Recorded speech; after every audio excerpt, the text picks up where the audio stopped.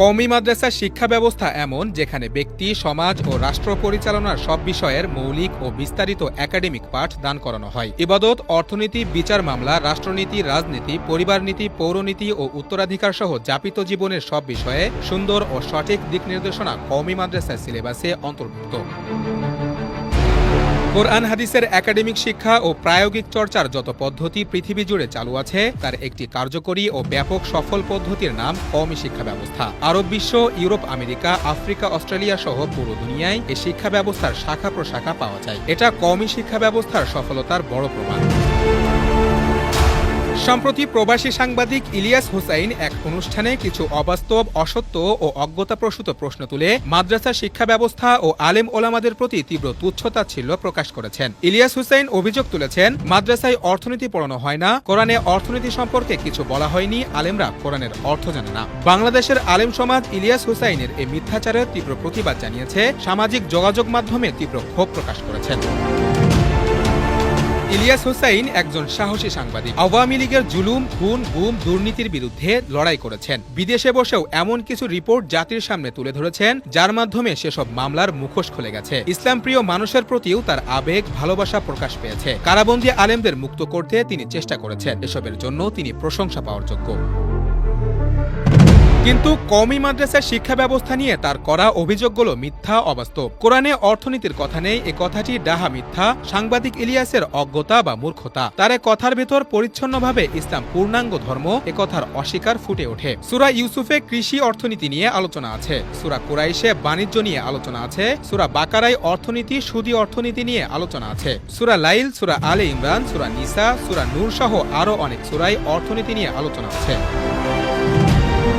পবিত্র হাদিসের সুবিশাল ভাণ্ডারে প্রায় প্রতিটি হাদিসের কিতাবে কিতাবুল বুয়ু, ক্রয় বিক্রয়, ব্যবসা বাণিজ্য, লেনদেন নামে অধ্যায় রয়েছে। যেসব হাদিসের কিতাব সরাসরি কওমি মাদ্রাসায় পড়ানো হয় সেগুলোর প্রতিটি কিতাবে ক্রয় বিক্রয়ের অধ্যায় আছে। বিশেষভাবে সহিহ বুখারী ও সহিহ মুসলিমে গুরুত্বের সাথে অর্থনীতি নিয়ে আলোচনা রয়েছে।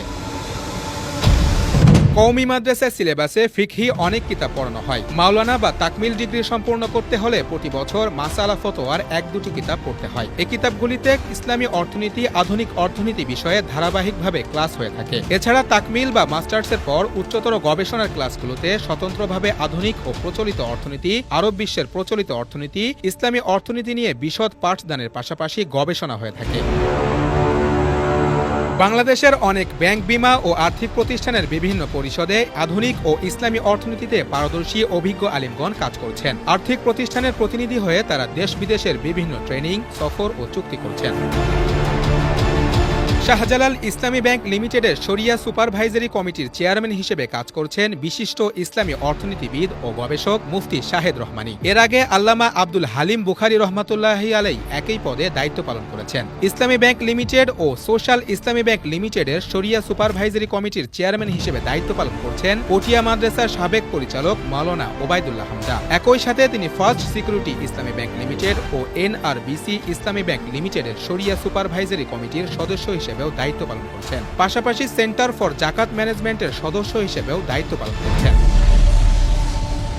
আধুনিক অর্থনীতি ও ইসলামী অর্থনীতিতে পারদর্শী কিছু ওলামায়ে একরাম গবেষণা প্রতিষ্ঠান পরিচালনা করছেন। দেশের স্বনামধন্য ব্যাংক ও আর্থিক প্রতিষ্ঠানের সাথে অর্থনীতি নিয়ে যৌথভাবে কাজ করে ইতোমধ্যে তারা বেশ সাফল্য ও সুনাম অর্জন করেছেন। মালয়েশিয়ার কেন্দ্রীয় ব্যাংক কর্তৃক প্রতিষ্ঠিত International Centre for Education for Islamic Finance বিশ্ববিদ্যালয় থেকে অর্থনীতিতে পিএইচডি ডিগ্রিধারী মুফতি ইউসুফ সুলতান, মালিবাগ মাদ্রাসার সহকারী মুফতি, বাহরাইনের accounting and editing organization for Islamic financial institution এওফি ডিগ্রি প্রাপ্ত ও আইএফএসির প্রতিষ্ঠাতা মুফতি আব্দুল্লাহ মাসুম, মিরপুর আকবর কমপ্লেক্স মাদ্রাসার সহকারী মুফতি, শরিয়া advisory and research council circle chairman Mufti Masum Billah সহ আরও অনেক নবীন প্রবীণ আলেম আধুনিক অর্থনীতি, ইসলামী অর্থনীতি নিয়ে দেশ বিদেশে বিভিন্ন আর্থিক প্রতিষ্ঠানের সাথে কাজ করছেন।